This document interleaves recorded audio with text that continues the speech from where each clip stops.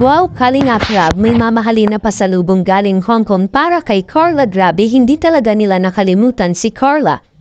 Well, ano naman kaya ito at ano nga ba itong di umano ay mamahalin na regalo o pasalubong ni Kalingap Rab para kay Carla?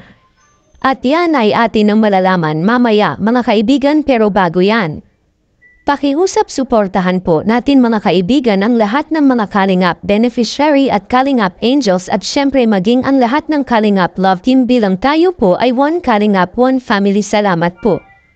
Isang mapagpalang buhay po sa ating lahat at muli ay nagbabalik ang inyong lingkod na magbibigay ng update mula sa paborito ninyong beneficiary na si Carla mga kaibigan, pero bago yan, pakiusap mangyari po, sanang tapusin po muna natin ang video na ito bago po tayo magbigay ng sarili nating komento kaugnay po dito mga kaibigan.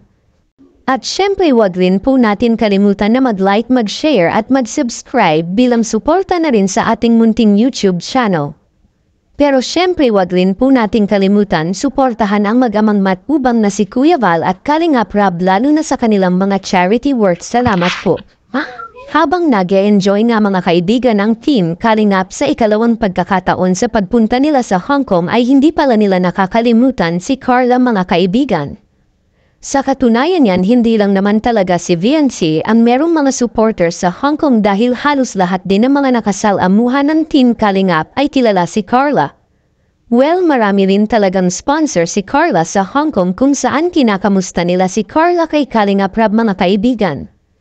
Ayon pa sa ibang mga sponsor ni Carla sa Hong Kong ay gusto rin nilang makita ng personal si Carla, pero mukhang imposible nga ito dahil naka-travel na abroad si Carla sa Thailand. Ang sabi kasi ni Kalingap Rab sa mga OFW na nakausap niya sa Hong Kong ay sa bawat isang beneficiary ay isang beses lang makakalabas ng bansa. Pero ayon na kay Kalingap Rab, posible naman next year kung merong mag-sponsor kay Carla mga kaibigan. Actually, may isa pa ng supporter ni Carla sa Hong Kong ang nagpaabot ng mamahaling regalo para kay Carla at ito nga ay malaking tulong at siguradong magagamit ni Carla sa kanyang pag-aaral.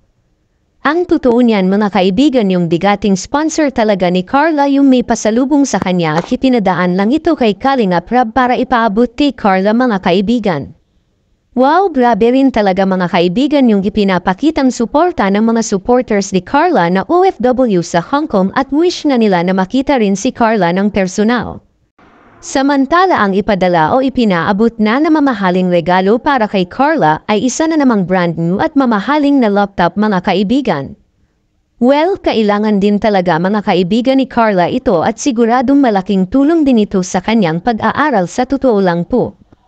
Actually, maliban pa dyan ay may cash at ampaw rin na matatanggap si Carla at galing rin ito sa iba't ibang mga sponsor at supporters ni Carla sa Hong Kong. Wow, grabe naman, kahit hindi kasama si Carla sa Hong Kong ay makakatanggap pa rin siya ng mga pasalubong na bigay ng mga sponsor at syempre malaking tulong din yung mga ampaw at cash na matatanggap ni Carla para sa kanya namang budget sa pag-aaral mga kaibigan. Samantala, iyan lang po muna ang ating munting update para sa inyong paboritong beneficiary na si Carla. Salamat po sa panunood ninyo. Ingat po kayo at God bless mga kaibigan. Salamat po.